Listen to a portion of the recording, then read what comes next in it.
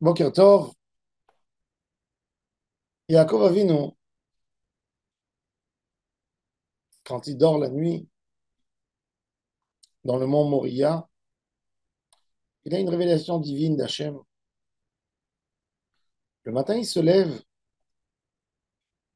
il a des frissons, il a une peur. Il dit Hachem est là, et moi je ne savais pas. Hachem lui a promis des grosses promesses. Où tu iras, j'irai avec toi, je te protégerai, je te garderai. Yaakov Avinu prend la pierre sur laquelle il a mis sa tête quand il a dormi, il la lève et il prend un peu d'huile qu'il y avait avec lui pour allumer une lumière et il verse sur la pierre pour Hachem.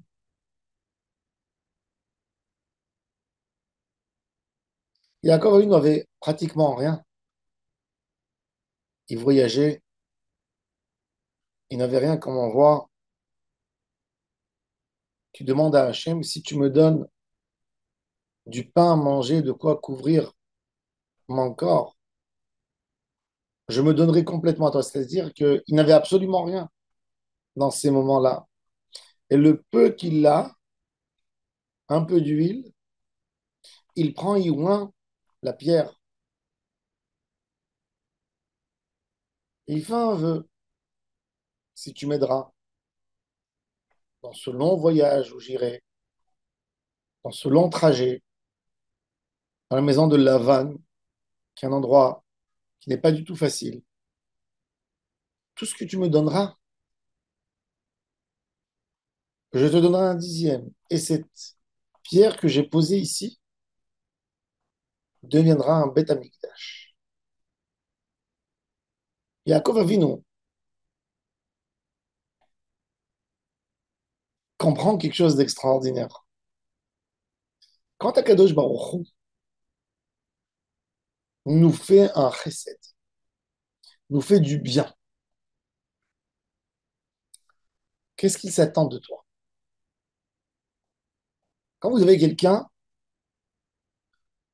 qui vient, qui vous rend service, de lui-même, qui s'approche de vous, qui vous offre quelque chose, qu'est-ce que vous faites? Vous voyez que cet homme vous aime, ben vous aussi, vous lui montrez de l'amour, vous lui montrez un geste de gentillesse, quelque chose. Yaakov Avinu a compris que Akadosh Baruch Hu, quelque part, comme s'il avait attaché sa réalité à lui, sa réalité divine avec nous. Hachem lui dit, où tu iras, je vais t'accompagner. C'est-à-dire, c'est plus comme Abraham ou comme Yitzhak, qui ont eu des bénédictions de Hachem. À Yaakov, Akadosh Baruch Hu dit, peu importe ce que tu fais, peu importe où tu iras, j'irai avec toi. Et Yaakov, quand il a ce Giloui Shechina, il dit,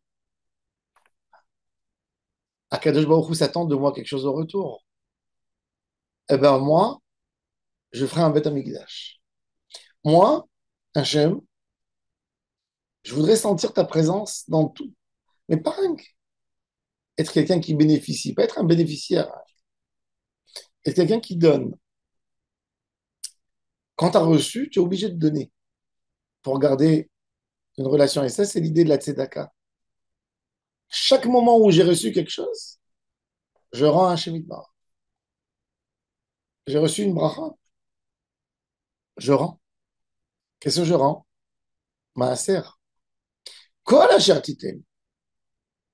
Si tu sens que Hachem t'a fait un chesed, sur place, tu dois rendre. Pas dire je vais rendre plus tard. Yaakov Avinu se sent, maintenant il n'a rien. Il a reçu qu'une promesse, qu'un rêve. Yaakov Avinu n'est pas un homme ingrat. Il fouille dans son sac et il trouve une petite fiole d'huile. Il n'a rien, c'est que ça, pour avoir une petite bougie le soir.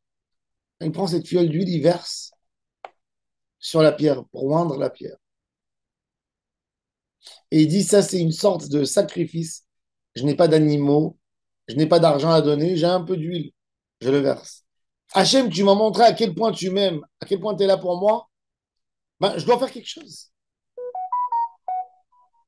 Quand vous passez un moment de bonheur, il faut tout de suite s'arrêter et dire merci Hachem. Pas rien que dire merci, faire un geste pour Hachem. Fais un geste, tu rends par un geste. Ça, c'est l'idée extraordinaire de cette pierre que Yaakov Avinu a oint avec de l'huile. Le peu qu'il avait pour rendre à Hachem, pour dire, je ne suis pas ingrat. Je comprends le bien que tu me fais. Toujours avoir une akarat atov à Hachem, un dévouement, un vrai remerciement pour tout ce que Hachem nous donne. Baruch Adonai Leolam. Amen.